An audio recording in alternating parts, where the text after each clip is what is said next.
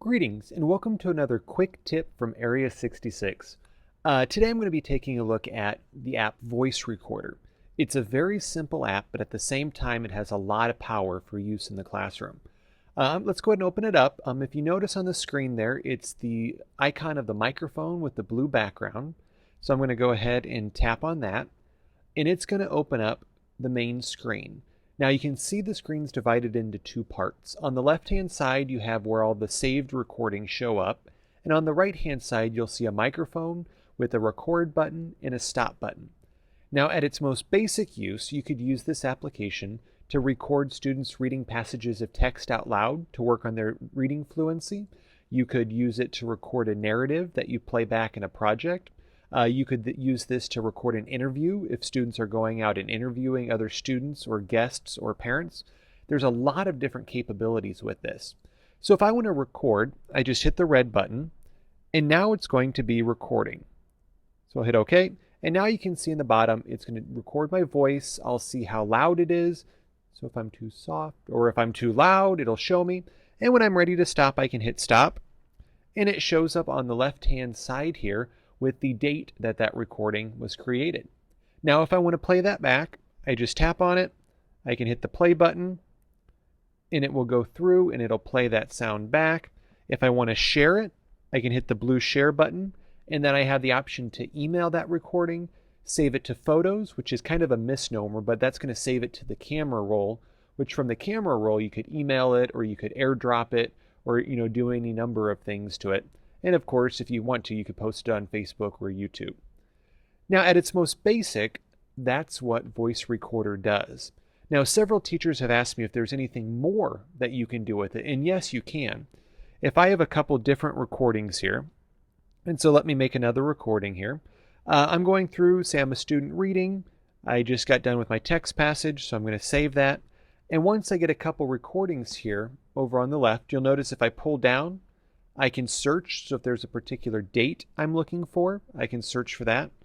Or if I hit the plus button up there, I can actually create folders to help organize my recordings.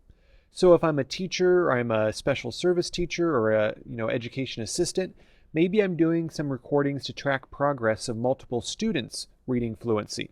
So I could say this is Matt's reading, and I'll create that. Then maybe I'll do another one and say this is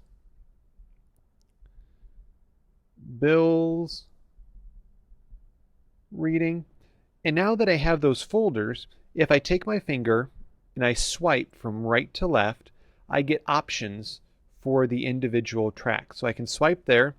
If I hit the I, that gives me my options, and maybe I can want to rename this one. So I'm going to click rename, and I'll say this was chapter 1, and I'll save that. And if I click move, I can move that into Matt's reading folder.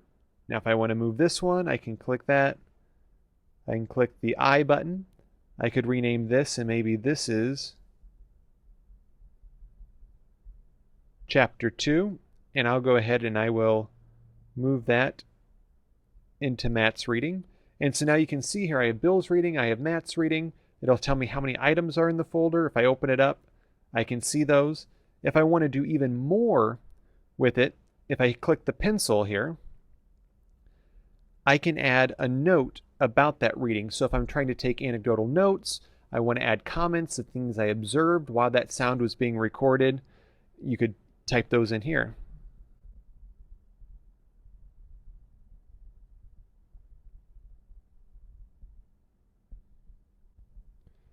So Matt did a really good job with this. I noticed he had troubles with his R sounds. And I can save that. And now if I ever want to see that again, I can just click the pencil and I can go back and I can view my notes that I made about that recording. Now additionally, I can go ahead and I can rename it right from the screen by clicking the A. Or if I click the I can even trim it. And so if I maybe had some empty space at the beginning of the voice note, maybe I had some empty space at the end where I didn't hit stop quick enough, just by dragging the little yellow line there, I can go ahead and change it, and then it'll resave it for me. So let me show you that again. If I click trim, I can drag that yellow line either from the beginning or the end. Then I click trim, and it'll actually cut that audio to just the part that I have selected. So that's a good way if you accidentally record too much that you can do. So that's it for Voice Recorder, a very, very simple app, but with a lot of power to organize student recordings and student voices into folders, to name them, to add notes in your thoughts and ideas about those recordings, and then it gives you multiple ways to share those, both over the web and downloading through iTunes with the cord.